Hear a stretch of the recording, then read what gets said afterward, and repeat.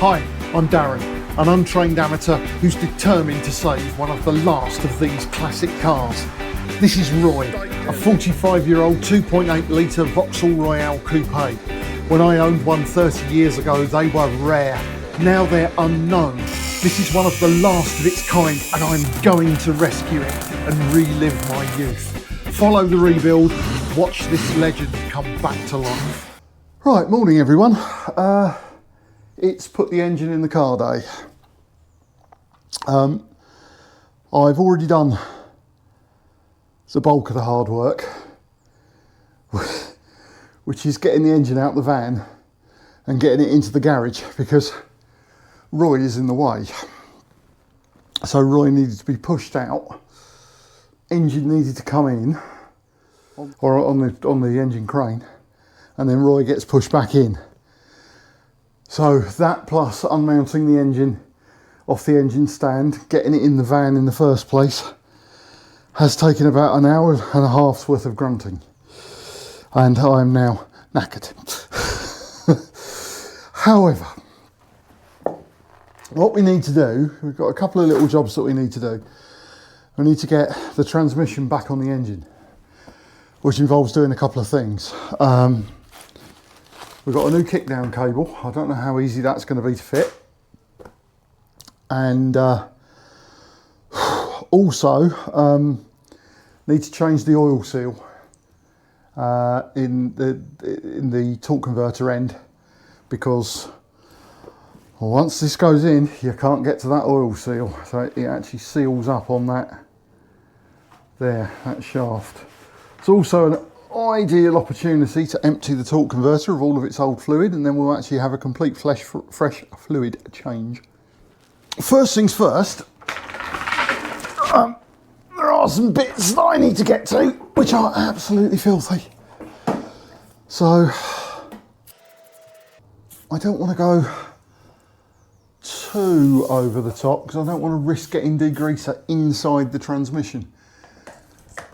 But we'll give it a bit of a clean, particularly around here where this kickdown cable goes. I'll bring you over here and you can see what's going on. This is the end of the kickdown cable, and it actually goes, yeah, the kickdown cable is actually, strangely, the end of it is inside automatic transmission fluid. So we've actually got you've got a situation that if your kickdown cable is damaged, as mine was, you end up getting a leak, a quite stunning leak.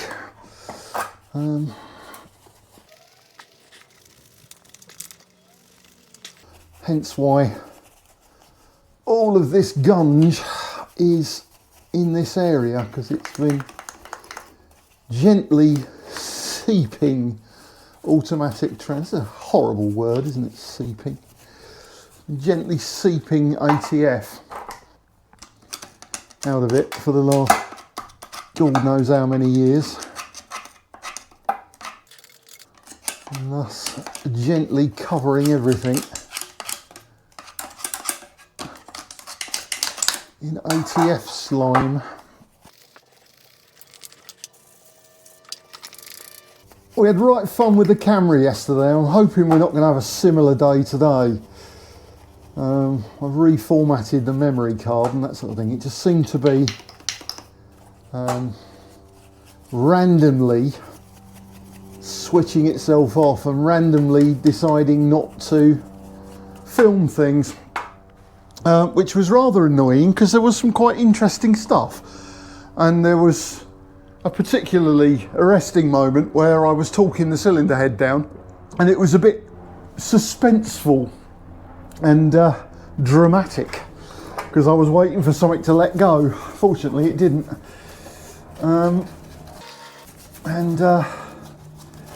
Yeah, of course, it didn't capture that bit. What I really should do is wash this whole transmission, but as I say, that would risk getting degreaser in it, which I don't want to risk. Right, that seems to have given us enough.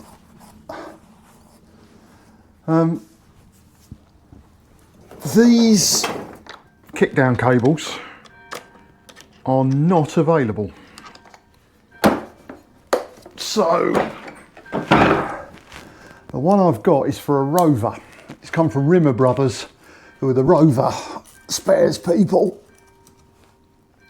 because one of the Rovers uses this gearbox.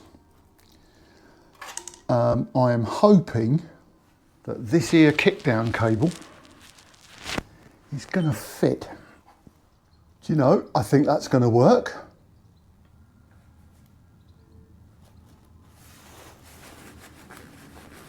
With the application of a suitable O-ring, which I should have, those sizes are the same. The little ball on the end is the same.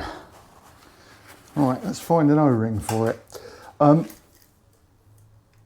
was chatting to Derek about this, and he said that you just can't get these. So if it turns out that this works, that will actually be a game changer. Now,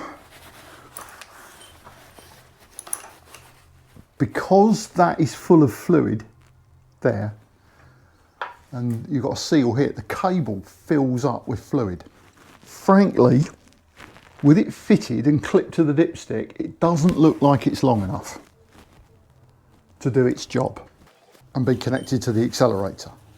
But I don't care, because the old one didn't work, and providing the end of the cable is higher than the dipstick, it won't leak. Yeah, the kickdown won't work, but it won't leak. And there must be some way.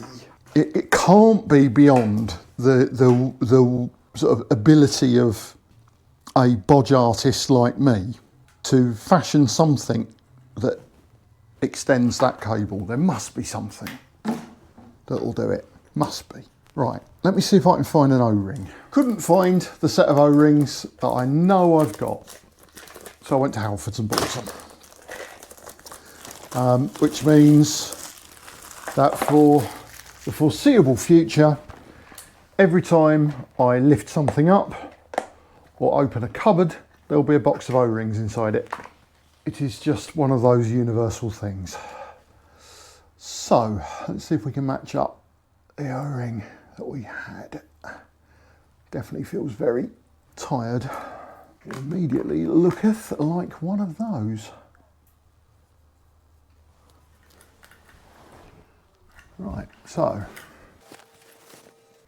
little ball goes in there. Okay, so information number one, the kickdown cable for a Rover fits. As I say, if that doesn't reach, which I don't think it's going to, then hey ho, say la vie, but it will at least now be sealed down there. Right, so we have this seal.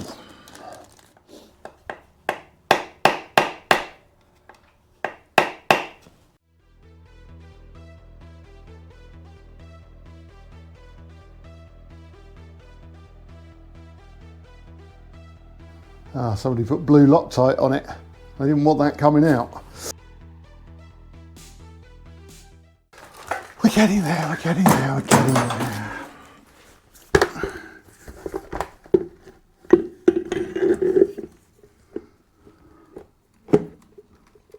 There it goes. That went right back then. Let's put it on there before it falls out.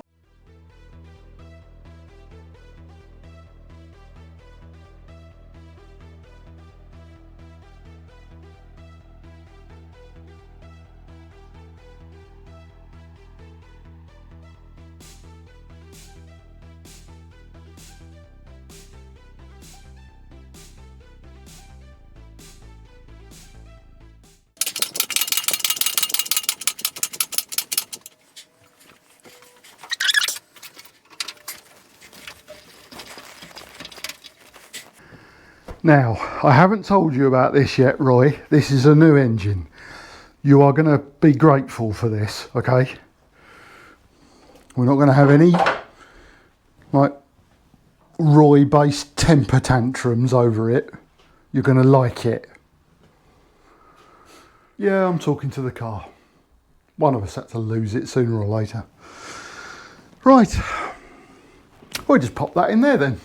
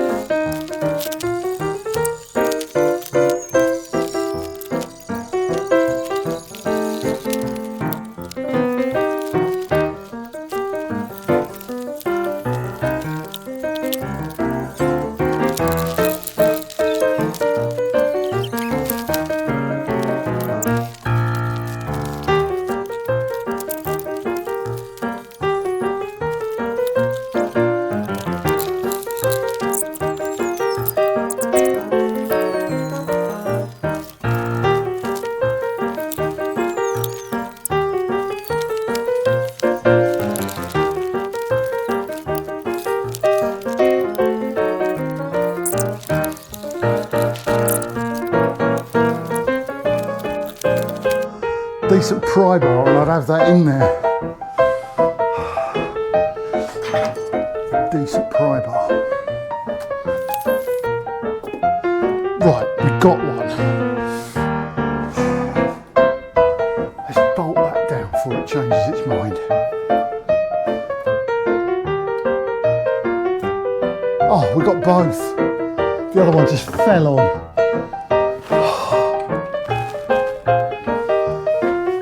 Let's get the gearbox end of things put away,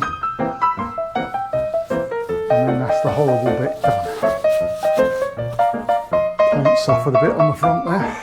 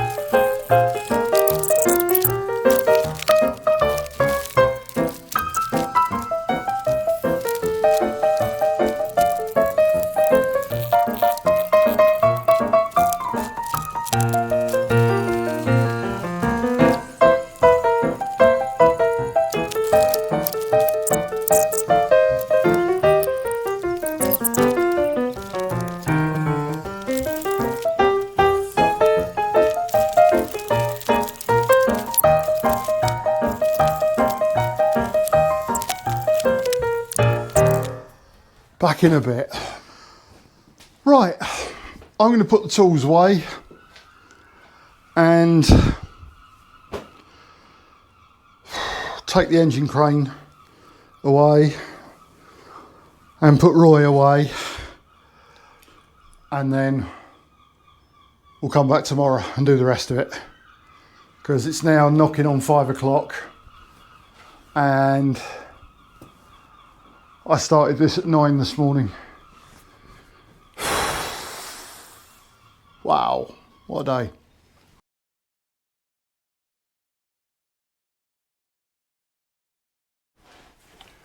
Right, morning everyone. The engine is in. We did that yesterday, but it's not connected to very much at the moment.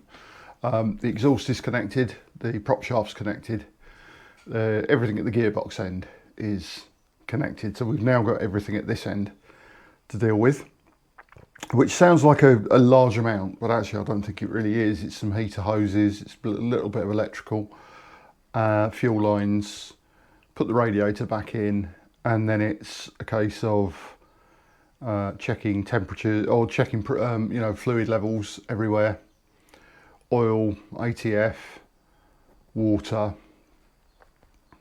and then we're going to try and start it. If it starts, we are going to immediately run it to 2000 revs and keep it there for 20 minutes. That's to get the camshaft and the tappets acquainted with each other. And then, if that's all right, we better go for a drive. And we better go for a drive where we can bed the piston rings in. Probably the longest drive I've ever been on, which would be good. Yeah, so I think the logical place to start is at the back, and we'll look at sort of putting everything together from the back forward. That's probably the most sensible thing to do, because as we start putting things in at the back, we actually make it harder to get to things. So like the heater hoses become trickier to get to. So if I put you there, it's very early on Bank Holiday Monday morning. I want to try and give myself plenty of time to do this. What I want to do before I fill up any space at all is get the oil pressure sender on there, which is one of those two wires. And of course, we can't tell which one it is without some battery power. So we better start on the other side and actually put some juice in it. Because without battery, we can't see which one operates the gauge and which one operates the light. We've still got a boot full of random spares at the moment. Starter here acts as a kind of junction box for the main battery terminal. And we've got a 50-50 there as to whether we get that right. Looking at it, they're the only two ways they can go on. That should have given us some juice. And oil temperature sensor, or oil pressure sensor. So one of these will be the oil light, and one will be the gauge. I think I know which way round the terminals are on the sender unit. So one needs a ring and one needs a spade. Which way round, however, is a matter of investigation. Now, I was just about to baffle myself by going, oh, I can't get anything here. But of course, unless we have the earth strap on the engine, there won't be anything. And of course, some idiot has painted the engine, thereby insulating it. So we've got to just scrape relatively healthy connection.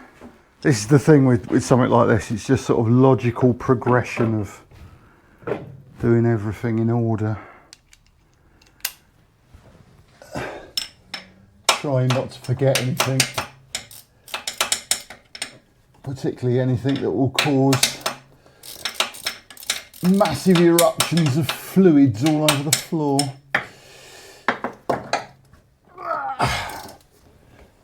Right.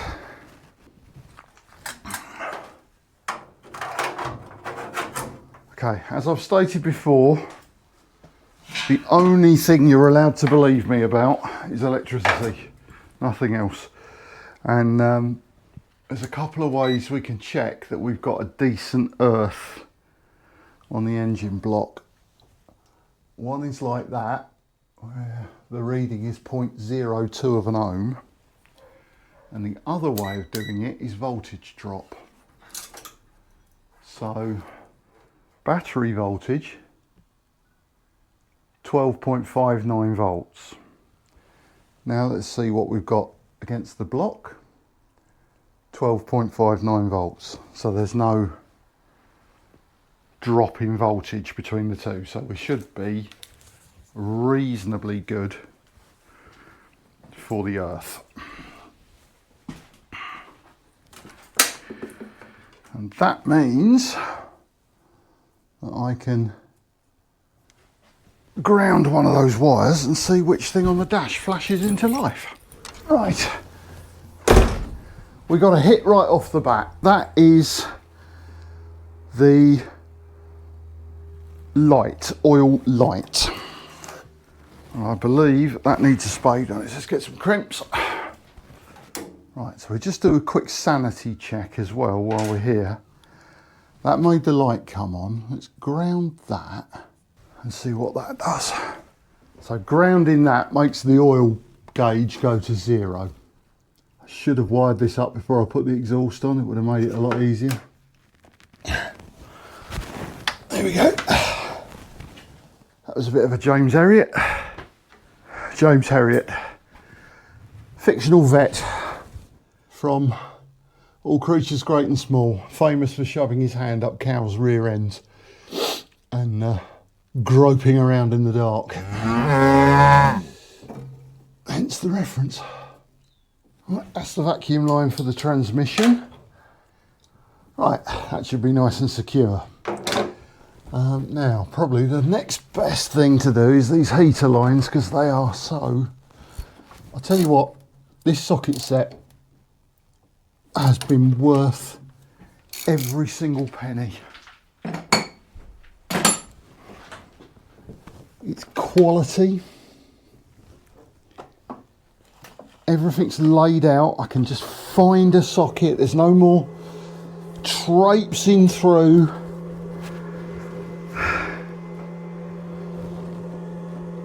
Trying to identify which socket's which.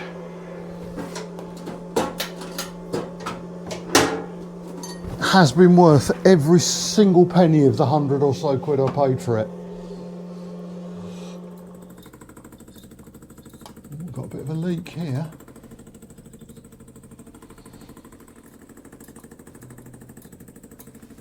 Okay, accelerator pump's working. Good.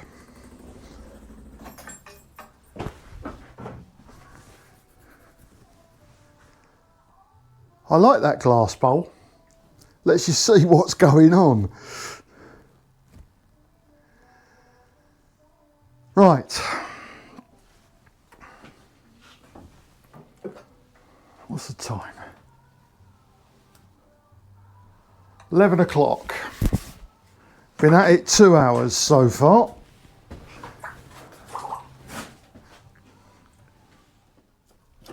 Now one of those two is the alternator light.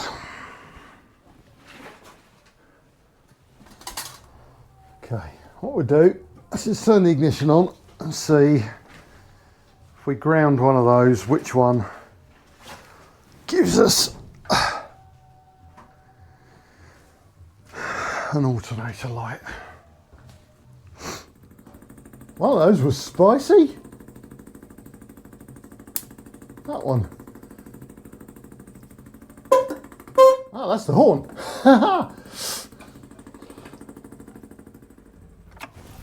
Well, that does not give us an alternator light.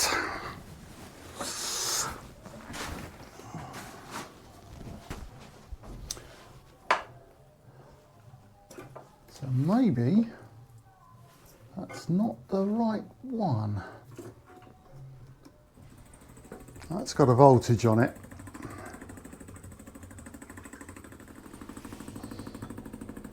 So that could be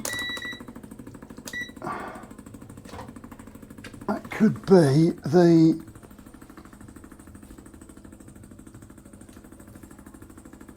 just pulling something, but not very much.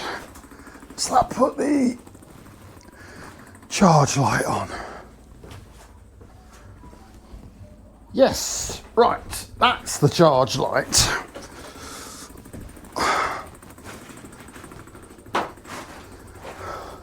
This is that heat shrink that's got adhesive in it, so it seals up. Quite a fan of that.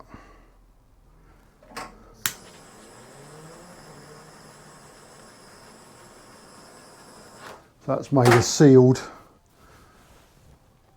There we go, right. So that should now give us our contact breaker signal.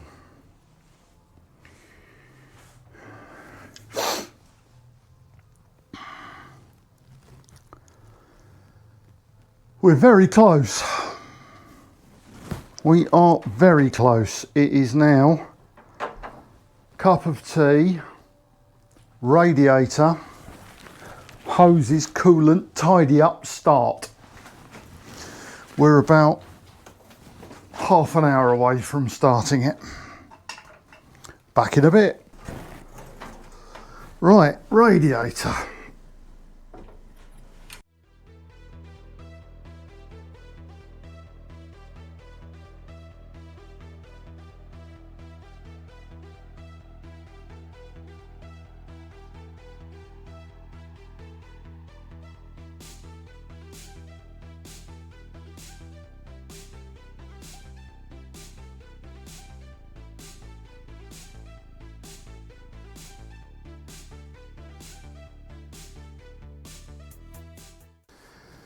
Okay, now, when I was craning the engine in, I broke the temperature sensor. Now, not a problem because they're very widely available, being yet another one of those parts that was fitted to every Vauxhall for 30 years.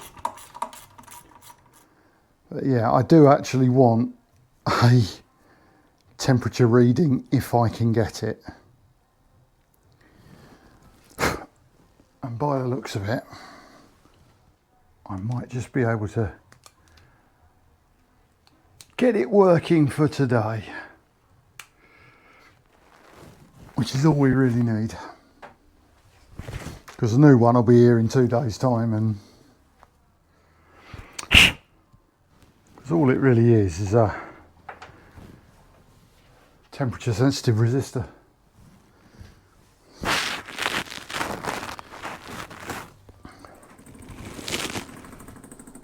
just want to get is enough of a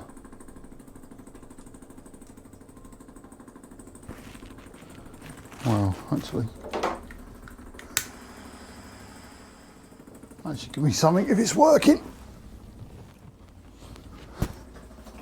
Yep, it's giving me a bit of a reading.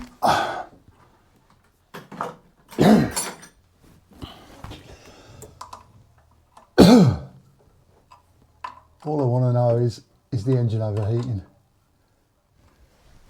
7mm socket has now walked. Oh, brilliant. Looks like you're supposed to put this on first.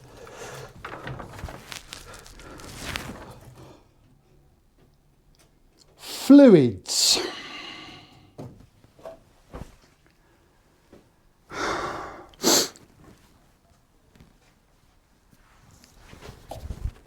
We know we've got an empty gearbox. We did fill the torque converter.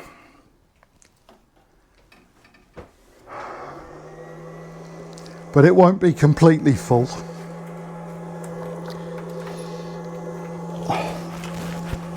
So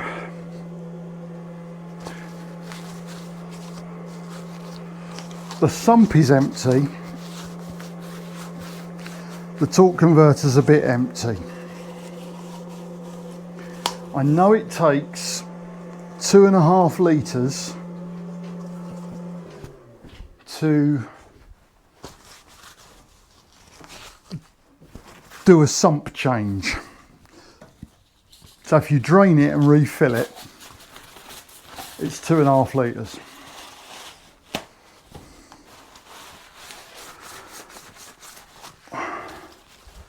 So it must be at least 2.5 litres it needs. And we can't dip it until the engine's running. We can't get an accurate level until the engine's running.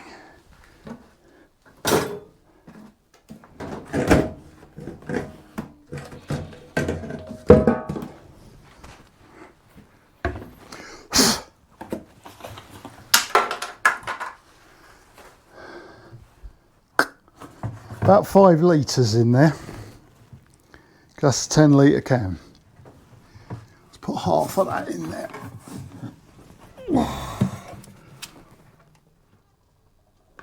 They used to, back in the day, they used to sell power steering fluid. Exactly the same bloody stuff, just in a different bottle. I said, what a load of hydraulics. Again, that has to be topped up when it's running, so the level will go down. It was over full last time. Oil. The one thing that we can dip. Stationary. And yes, I know antifreeze is also an anti-corrosion and it should be in there.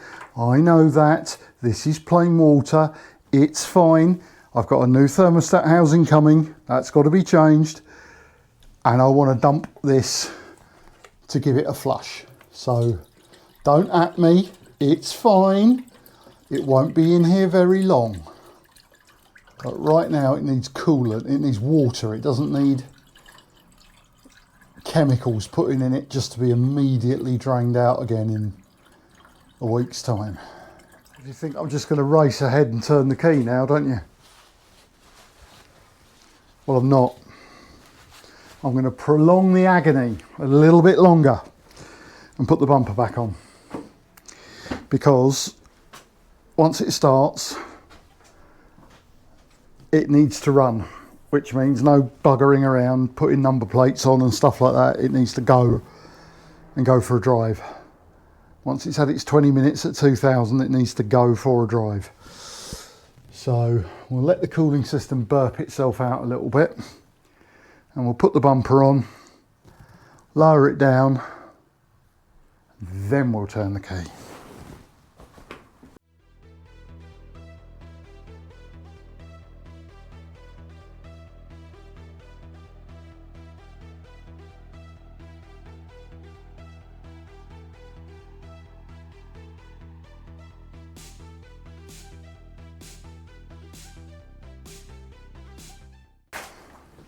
Just realised we better do the oil again because it were jacked up. Right, Roy, you've had new inner wings to make your suspension feel better. You've had new springs on the back. You've had your gearbox serviced, and you've had a reconditioned engine. You've had a coat of paint in your engine bay. Now is the time to start being moderately appreciative. You think about that for a second. I'm just going to go and move the van. And yes, you're right. I'm starting to worry about whether I'm becoming slightly deranged about this car as well. I don't think there's anything else we can do. Let's do it.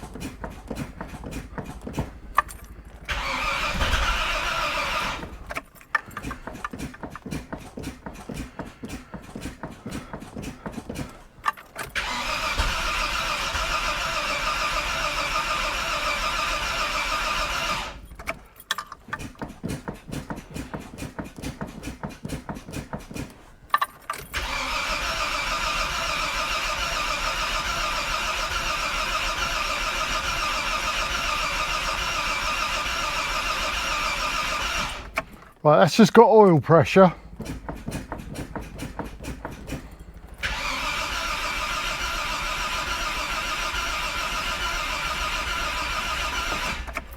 It's got a lovely oil pressure, but I'm not sure it's got a spark.